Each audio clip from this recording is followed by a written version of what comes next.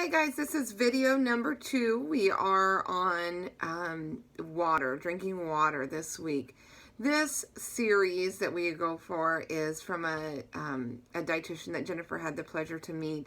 Her name is Zanya Foco, and she focuses on lifestyle changes rather than diet changes that I spoke about last week in the video. And her approach is a diet free. And so we'll go through each of those letters stand for something different. And today's lesson is about drink water to start the D. Her focus is really to stay away from fad diets, really looking at lifestyle changes, things that you can incorporate yourself, things that you can incorporate for your family, especially your children, putting good habits in their mindset so that when they're adults, they already have those in place. So today is drinking water. That is, again, for weight loss, cholesterol, blood pressure, energy. Water is the body's most important nutrient because it helps with all of those areas. It's not just for weight loss. So we want to focus in on how much we need to drink, and really focusing in on increasing the amount of water if you're not getting the recommended amount. A general rule of thumb is 64 ounces of water per day. It is certainly different based on your weight, but that's a good rule of thumb, is 64 ounces of water a day. So you want to start with that. If you're already getting that and want something more specific, you can certainly talk to Jennifer and I, and we can help you with narrowing that down to a specific number. If you're not getting that, aim for that number and really work on getting those in. That also helps with a calorie-free. Want to avoid liquid calories such as in sodas, sports drinks, cappuccinos, coffees, those sweetened coffees, those kinds of things. Avoiding those liquid calories. They generally don't fill us up. We are able to drink those and the calories just pile on. So water will help avoid that as well. And again, just keeping that in mind, that you can have moderation is what we want to look at. So we're not saying you have to completely cut out coffee, not completely cut out soda, those kinds of things, but we do want to look at the moderation and drink water.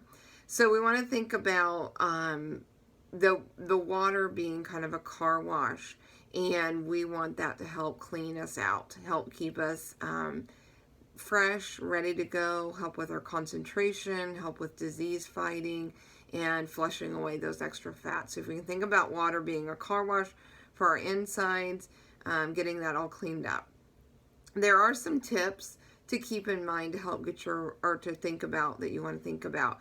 We generally wake up a little bit dehydrated in the morning. If you think about the best time to weigh in, and most people feel like is in the morning because they generally weigh a little bit less. That's because they're a little bit dehydrated. There's not been a lot of food or fluid intake throughout their sleeping pattern throughout the night. So we wake up a little bit dehydrated. So think about hydrating your body first. If you can start the morning with a couple cups of water, so 16 ounces of water, 16 to 20 ounces of water before anything else, you want to start with that. After you get your 16 ounces in, if you need your coffee, we certainly understand that. So get your coffee in and then go back to drinking your water. And then the next category is keep caffeine intake moderate. So we want 2 or less servings of caffeine throughout the day. That'll help keep you very well hydrated. It'll also help avoid those extra calories that may come from sodas or sweetened coffee drinks, that kind of stuff. So hydrate first thing in the morning, keep caffeine intake moderate, and then make a pledge to halt caffeine intake 8 hours before bed. That will help with you getting in that REM, the REM sleep cycle, and help you get a good night's sleep. That way we're not waking up and feeling tired. Or if you're not getting in that REM cycle, then you may wake up feeling tired, reaching for caffeine throughout the day, and then, kind of perk up from some coffee. Then by lunchtime, you're feeling tired again, so you grab a soda. The afternoon, you might get another soda. So if you're getting good night's sleep consistently, getting in that REM sleep, then that will help break your caffeine cycle throughout the day. So the 3 areas you want to keep in mind to get your water in are hydrate first thing in the morning, Keep caffeine intake moderate and halt caffeine 8 hours before bed. So I want to look at a couple other areas. Excuse me while I'm looking at my notes. We want to look at artificially sweetened beverages. Again, the moderation is what we want to look at. Trying to, if you drink the majority of your water as plain water, and you have a Crystal Light here and there, perfectly fine. You don't want to drink all of your water with just Crystal Light because we get those artificial sweeteners. And there is, controversy out there whether they're good or bad. And so we always just recommend keeping those in moderation. So drink the majority of your water as plain water. And then looking at if you want to do a little bit of Crystal Light or something that has an artificial sweetener, that would be okay as well. Sports drinks, generally those are extra calories that we don't necessarily need. If you're a high endurance athlete, if you're training for 90 minutes, if you're sweating quite a bit, then certainly some kind of sports drink is a good idea.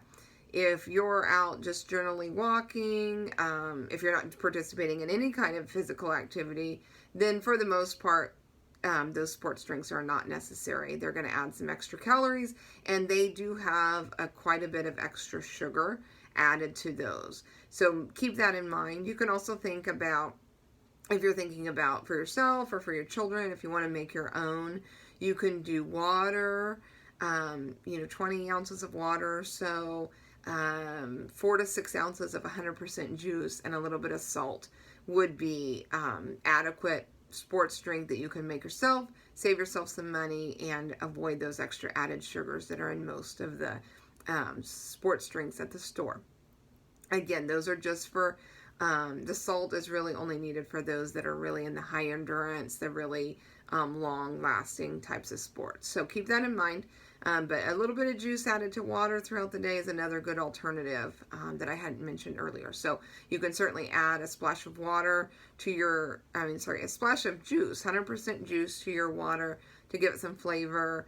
You could do a twist of lemon, any kind of fruits. A lot of you take advantage of the hydration station in the kitchen, and there's different added fruits and vegetables on a daily basis. So look for some of those ideas, or try your own. Strawberries, grapes, pineapple, watermelon, lemon, lime, any of those would be great additions to your water as well. To wrap it up, some obstacles that we hear often are, I don't like the taste of water, I like to drink something carbonated, I don't remember to drink my water. So just some tips for that. Looking at the taste of water. It isn't, acquired, something that you sometimes have to make yourself do. So use a filter. Filtered waters are much better than just regular tap water. A lot of times the city water isn't great. And so if you're looking at a filter system, a Brita pitcher would be great. Throw that in the refrigerator. Have some nice ice cold water available at all times would also be very important. And again, referring back to that splash of 100% juice would be something that you could keep in mind. And slowly decreasing the amount of juice in there. If you have to start with a lot, then slowly decrease so that you're not adding those extra calories.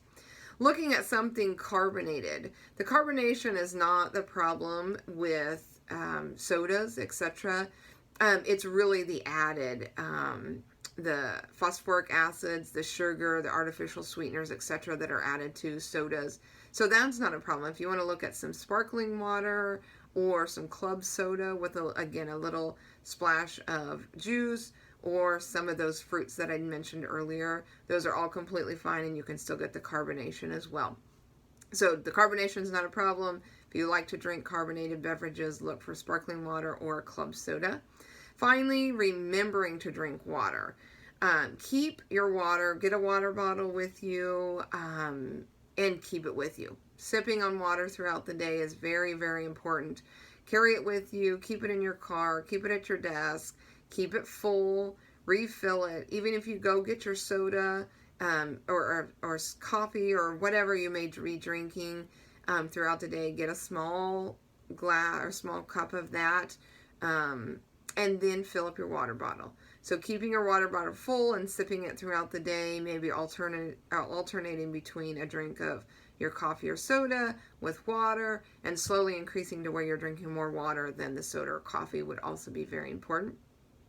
You can put Post-it notes around your desk, in your bathroom mirror, in your car, any place that you can think of. You can also set a timer on your phone to go off to alert you to drink your water, every hour or so. Have it set to drink 8 ounces of water. So you can do that. The other thing you can think about, there's several water apps. I've not played a lot with them. I've had a couple. But you can certainly download an app and it will do that timing for you. It'll give you a nice little reminder to drink your water or make sure you've been drinking your water. So anyway, so keeping those in mind, water's your most important nutrient. Looking at, finding ways that you can increase your water intake. Looking at avoiding things with the artificial sweeteners, the sports drinks. You want to avoid those as much as possible. Remember, keeping your hydration going first thing in the morning, keeping caffeine at a moderate intake of caffeine, and then halt your caffeine intake 8 hours before you go to bed. So that's a lot of information about water, but very important first step in our diet-free information that we're providing. Again, if you want more information about that diet-free book that we're using, or want more information about following that program in more detail, please let Jennifer or I know, and we will get you the information that you need. Otherwise, stay tuned and we'll do our best to take our spin on her teaching of the diet-free lifestyle changes that will help guide you in long-term success. Thank you guys. Video will be posted today, and your information, your questionnaire will be due next Wednesday, the 21st. Thank you. Bye-bye.